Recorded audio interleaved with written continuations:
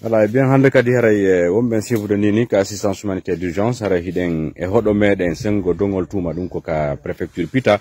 haray no ande don non le plus souvent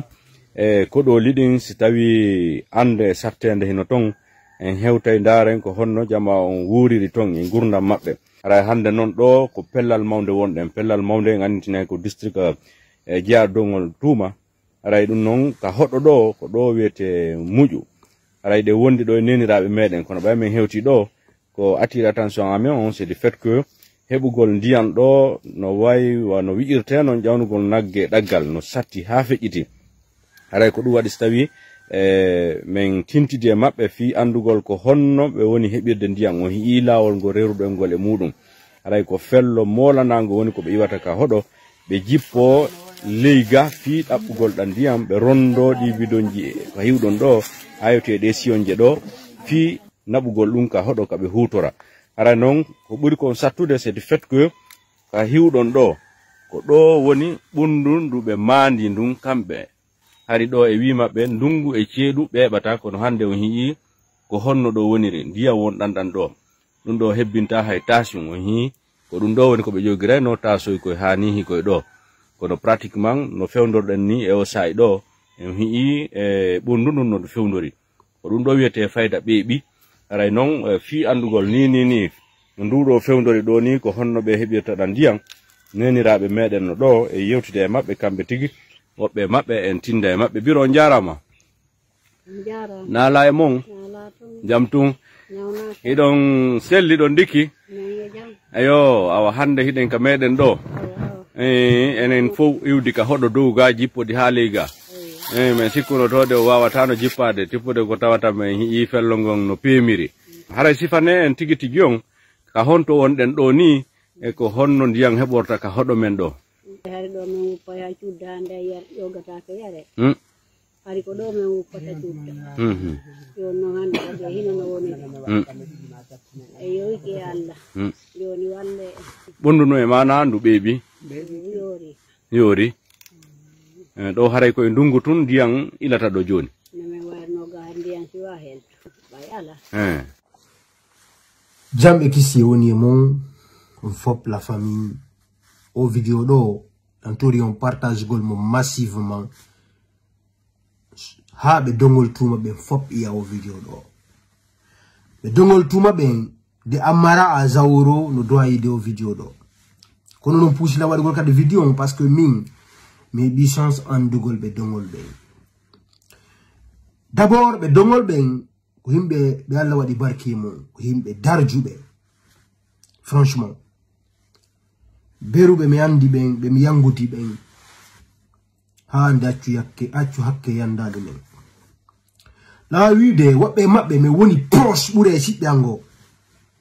himen nafindiri bure sibbe ango sans vous mentir bebe mi jandidi be mi yaay ka mabbe mi natira no mi faalira no be joytorto no bibbe mabbe be ngol no be jogitori la wobbe sikkuno nyam min ko mi dongol tuma parce que hay équipe di mabbe golo ton me fijay no fop c'est-à-dire me yana me représente comme me fop me fiji da ballon donc c'est pour vous dire que mi yango die be dongol tuma be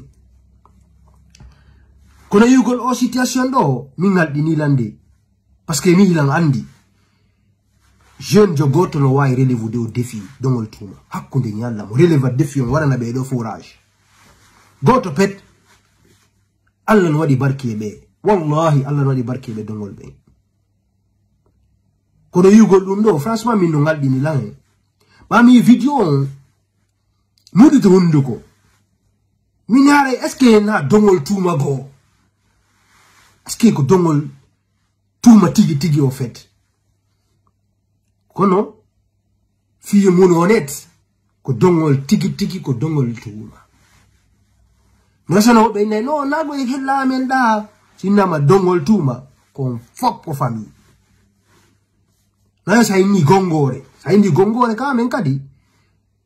no yaaji au fait village buino ton deben no ton hamdallah no ton bambete no ton Darussalam no ton, Jinji no ton, Palaga no ton, Yorgo no ton, Madina no ton. Donc, il est heavy au fait. Est-ce qu'on va mis? Donc, maintenant, on faut si go to des problèmes, on faut payer problème. Est-ce qu'on va mis? Donc, parce qu'il faut que mes notes de gongore, mes notes de hôtel. Donc, si n'a pas dongol tout, donc, on faut payer dans noti. Allez, franchement,